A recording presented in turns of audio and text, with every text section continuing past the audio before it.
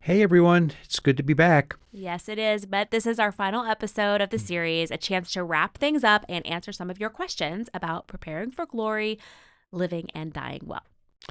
Yes, and this time the conversation hits a little closer to home.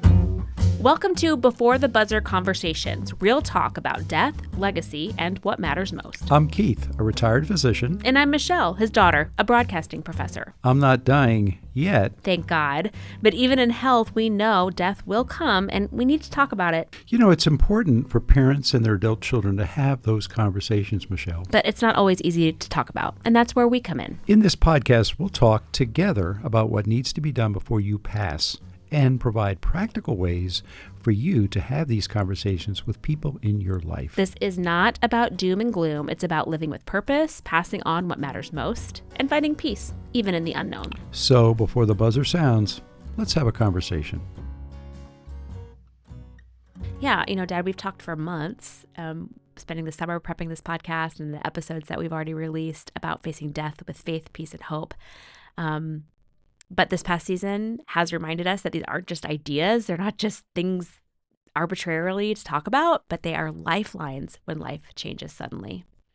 Yeah, it's been raw, to be honest, but also real confirmation that the gospel holds truth, truth for life after death. And we've had to lean on the very truths that we've been discussing here in this podcast: community, lament, the promise of eternity. And as I had to unpack this real time as the leader of our family, really the oldest one, and be the executor and sort of the lead person through the grief process with my brother's sudden death, it's been an opportunity to really see that these principles are just true. They're eternal, and they're valuable. And I was so grateful that my brother and I, not knowing that he would pass away, even this spring had an opportunity to talk about the topic that we've been working on, and it gave him some ideas to prepare himself, again, not knowing he would be dead in a few months. And it really helped leave, for me, some direction on what he thought was important. Mm-hmm. Let's go back for a minute for people and talk about when we found out that your brother had passed. Like we've mentioned, it was sudden and unexpected, which we've talked about in this podcast can happen. And you need to be prepared for that, versus sometimes a longer illness. You have more time. But can you talk about the emotions a little bit about how you felt when you heard he passed? Well, yeah, and he didn't die immediately. He got very sick over about 12 or 14 hours. And so lived on the other side of the country. So the first I heard about it was my nephew, his son, calling me that he was in an ambulance on the way to the emergency room. And there's a lot of uncertainty. And, we all thought that, okay, well, at least he's going to be stabilized. Then the next call I get is that he's gone. And it was, oh my gosh, because I hadn't seen him in a few months. He was going to fly out and spend some time with me and us in Arizona. And so there was this sort of sense of real shock and disbelief and all the things that you expect when you get that sudden, unexpected news. It's sort of, is this very surreal? Mm-hmm. It was a gut punch is how I felt. Yeah. And I kind of felt in the hours and days, as my wife was out of town, and you and I got together, that day and processed this, and you helped me think through how quickly I needed to fly cross country and be a presence for his direct family, my nephew and his family, and and I think I've shared this with you, Michelle. I sort of like my brain was operating in two different parallel universes. There was the grief and the reflection of, the almost 68 years that we had together as his older brother, and at the same time that other planner, future executor, need to get on site and sort of be sort of the rock and the compass point to get us through this. So it was this very odd situation where I was sort of in these two parallel worlds. I don't think we obviously know we don't believe in coincidences. I think God planned his death and that timing and your role in that. It is sad to see a younger sibling pass. It's not supposed to happen in that order, right? Mm-hmm. But I remember sitting in your house after the same day we heard he passed, and I remember, his son had lost his mother, um, a few months before, Yes. and was visiting his dad and with his young daughters and his wife and on vacation, Mm-hmm. staying in his dad's house when his dad suddenly passed away. Yes. And I remember talking to you about when are you planning on heading out there, and you were, I think you're kind of going back and forth between those two sides of your brain trying to figure it out. And I remember just looking at you like, you got to get on a plane. Yeah. You got to go. Yes. Yeah. And I think part of that is because I knew from these conversations you were well prepared to help. Mm-hmm. And my cousin Adam needed you and needed, that calm voice. And I knew that you were, your brother picked you to be the executor for a reason. And I think part of that too was the fact that you could go back and be not only a logistical guide, but a spiritual guide as Mm-hmm. well. And from all I witnessed, it was the right call to Oh, go out there. absolutely.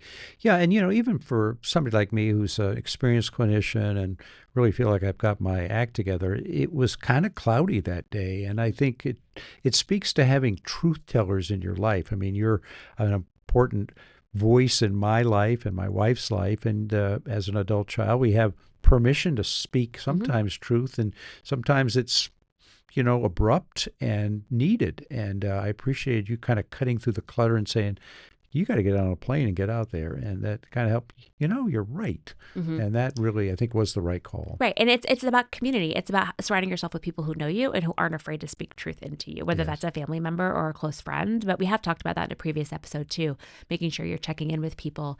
And one of the reasons I wanted to be by your side that day was not to help you figure out logistics, but was to comfort you because you lost Yes. your brother. And Yeah. mom was out of town, so your main person to talk to wasn't here. So Right. recognizing the need to be by your side was essential. And I think I would have done that just if we hadn't been doing this podcast and having these conversations anyway. But it just has driven home kind of the concepts that we've talked about. And we knew almost immediately, oh my goodness, we just finished wrapping up recording all these podcasts. And now God has given us this real life Exactly. example. Yeah. Yes.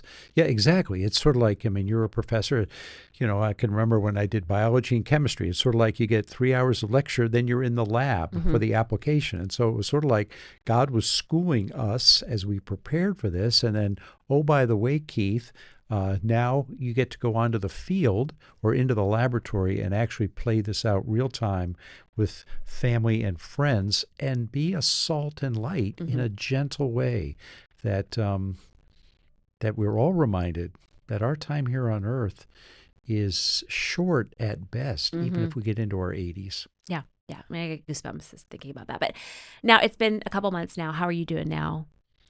I'm doing okay. There were moments, his birthday would have been, it was a couple weeks ago, and there was those things that we've talked about on the podcast, those sort of predictable anniversary dates that are somber. Then there's those things that all of a sudden pop out of nowhere, and there's a tear or a reflection Mm. or a Bible verse as I'm going through my usual quiet time that'll just speak to me.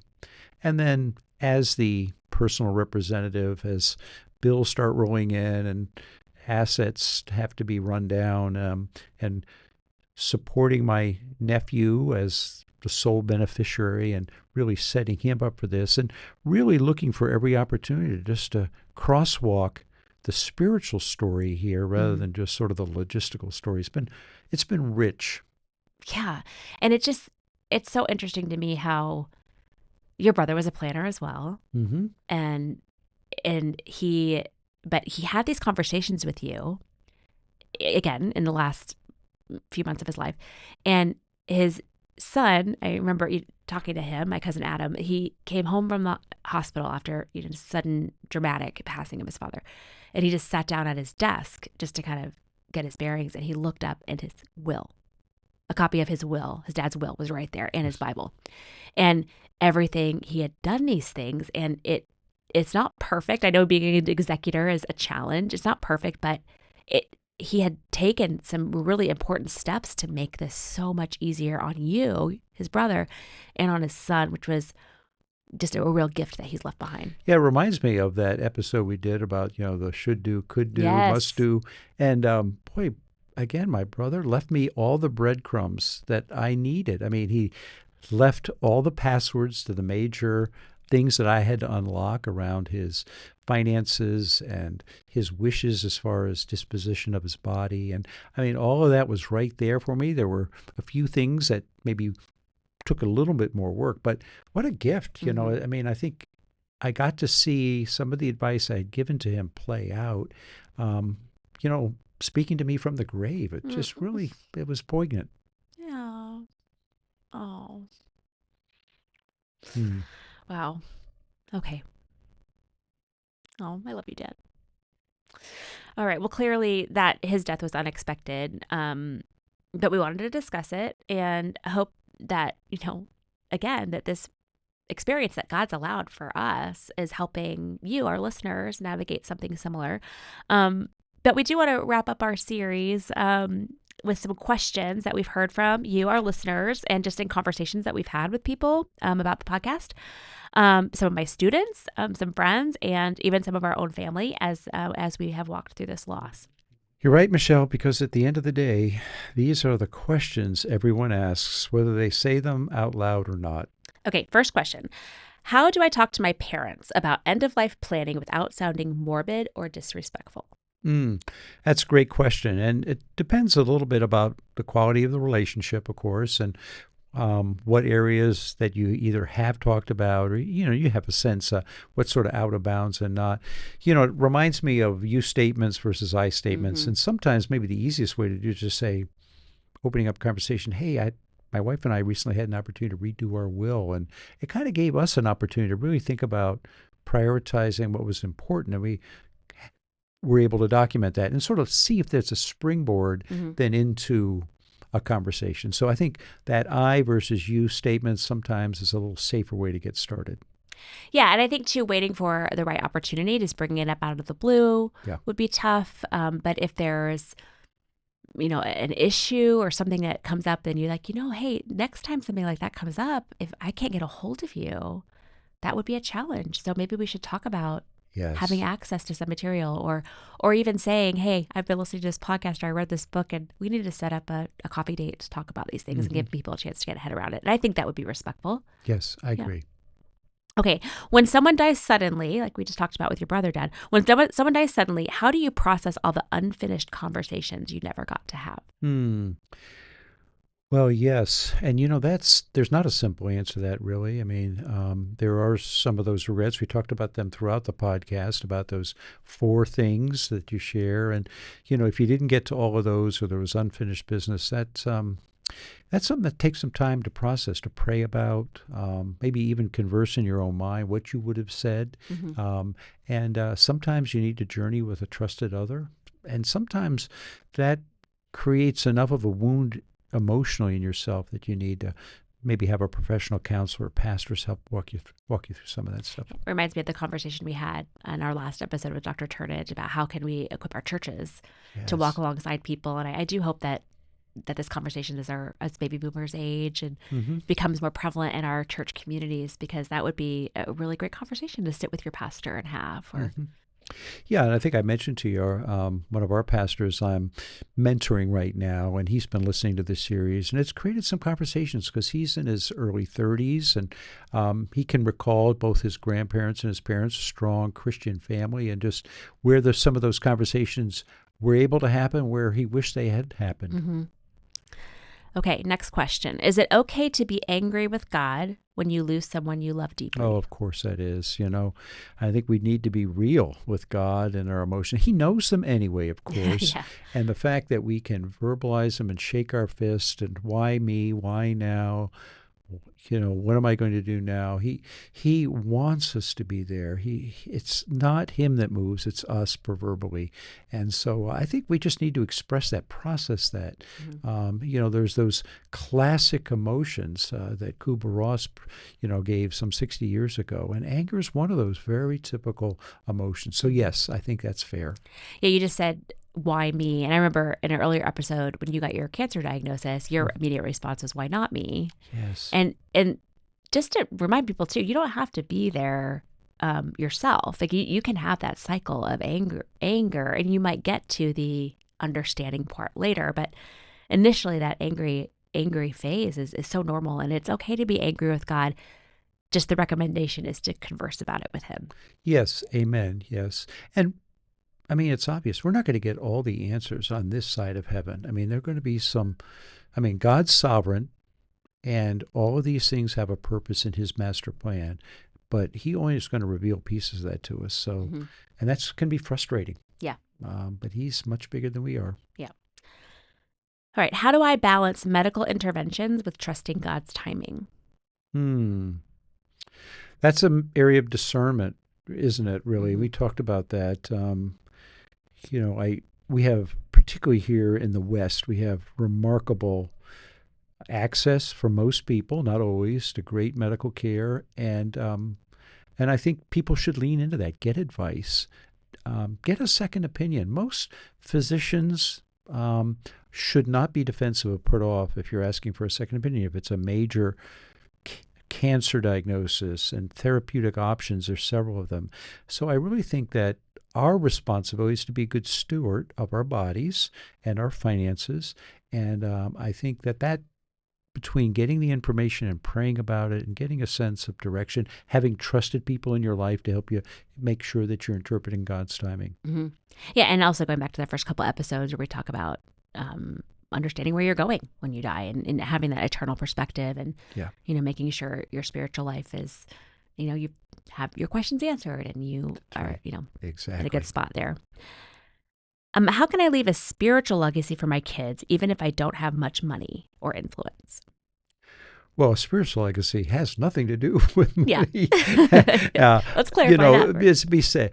But yes, I mean, I think it is so important that if we have a faith in Jesus Christ and we know where we're going, and even if we're not demonstrably open all the time about that, I mean, I believe sharing and both verbally and non-verbally, that sense of peace and trust and confidence. And I think it's so important to look beyond ourselves. It's hard if we're dealing with a sudden diagnosis or the loss of a loved one to sort of be thinking beyond our current pain. But I'm just continually reminded that for most of us, people are watching. Faith is not taught, it's caught. And Mm-hmm. I think just being aware of that is very important. Mm-hmm. All right, last question. And I'm so glad that this one was asked. What have you both learned personally from doing this podcast and living through loss that you didn't know before? Hmm. Well, hmm, I, my faith has been strengthened.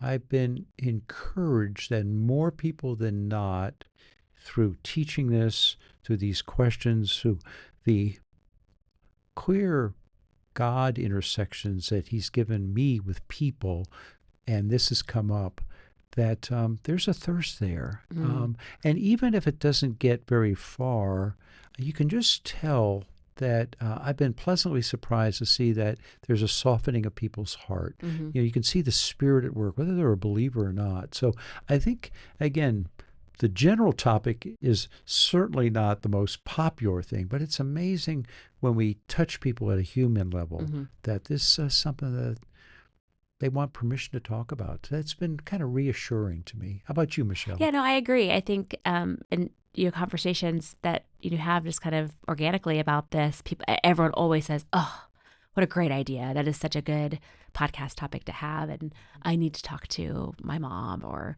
I wish I'd had those conversations with my dad. Yeah.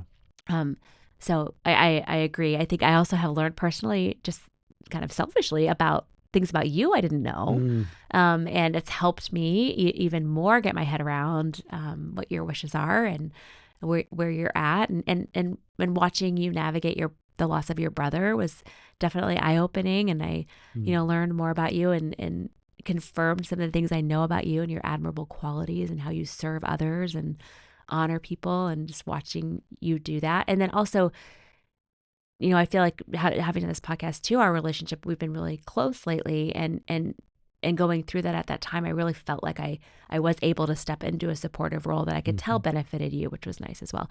On a less serious note, I have to say something I've learned through this process is your pretty good at broadcasting, Dad. I think if you were in one of my classes, I might give you an A. Just Oh, saying. you're very kind. Well, I think I've said this early on. In fact, I was facilitating a few things earlier this month, and people had commented, boy, I think you did a great job. And I speak about my lifelong investment in you and that you've been my speech coach, and it's kind of helped me try and drop the ums and the ahs out of my ability to speak. So, but thank you, Michelle. It's special. And, again, we think about this podcast. You may listen to this in its whole or a segment of it, but we really want this to be available, sort of like a book in a library that, they're right around the corner, or it may be years from now, this is going to hit you. And we want you to use this as a resource, both for yourself and for those that are around you. Mm-hmm. I agree. That's really is the purpose. Now that this is the final episode, hopefully, you're listening to this and you were able to go through these 8 episodes at your leisure and listen to them as you're processing something. So our prayer is that this was helpful, that it sparked good conversations. If you have gotten this far in the podcast and you have not had certain conversations, now is your chance, because you don't have any more listening to do to our podcast. Now you got to go have a conversation. That's the professor in you. Now there's an assignment. Yes, exactly. Exactly. Now the lecture is over. You must go do the work. Exactly.